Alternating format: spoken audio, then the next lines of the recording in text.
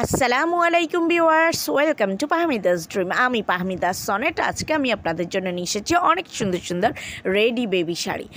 আরও আছে কিছু আমাদের প্রিন্সেস বেবিদের জন্য কিছু প্রিন্সেস ড্রেস। অনেক দারুণ দারুণ কালেকশন নিয়ে এসেছি, জাস্ট আপনারা দেখেন। আর এই বেবি শাড়িগুলো কিন্তু আপনারা অলওয়েজ পেয়ে যাচ্ছেন। আরও আছে কিছু ইন্ডিয়ান গারারা ড্রেস, খুব দারুণ, একদম অরিজিনাল ইন্ডিয়ান প্রোডাক্ট কিন্তু এগুলো। আরও আছে আলিয়া কাট, যেটা সবচেয়ে ভাইরাল, কিন্তু ডিজাইনগুলো কিন্তু অন্যরকম। আর দেখেন গোলাপ গাউনটা কি দারুণ লাগছে, প্রত্যেকটা ড্রেস খুবই সুন্দর।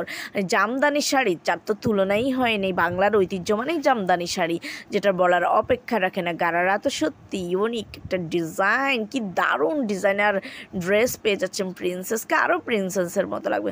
সো ভিউয়ার্স, আপনারা একটু ধৈর্য সহকারে ফুল ভিডিওটা দেখবেন, নয়তো অনেক দারুণ দারুণ কালেকশন মিস করে যাবেন। আপনার প্রিন্সেসকে কি এগুলো পরাতে চাচ্ছেন? তাহলে আর দেরি কেন, এখনই নিয়ে নিন এত সুন্দর সুন্দর dress plus ready sari.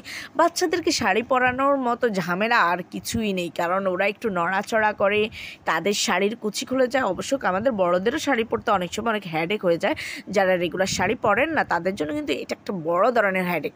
Sari পরতে ভালোবাসেন, বাট এগুলো খুলে যায়, এই হয় ওই হয়, কুচিটা খুলে যায়, এসব ঝামেলার জন্য অনেকে শাড়ি পরতে চান না।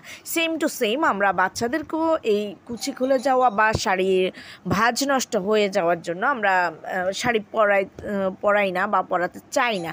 তো তাদের জন্য আজকের এই রেডি শাড়িগুলো, এই শাড়িগুলো একদম রেডি করা থাকবে। এগুলো আপনার বেবির কুচিগুলো খুলেও যাবে না আর নষ্ট হবে না, একদম শাড়ি যেভাবে পরাবেন ওভাবেই থাকবে, একদম ফুল রেডি করা। আপনার সাথে পেয়ে যাচ্ছেন না রেডি ব্লাউজ, কি দারুণ ডিজাইনার ব্লাউজ।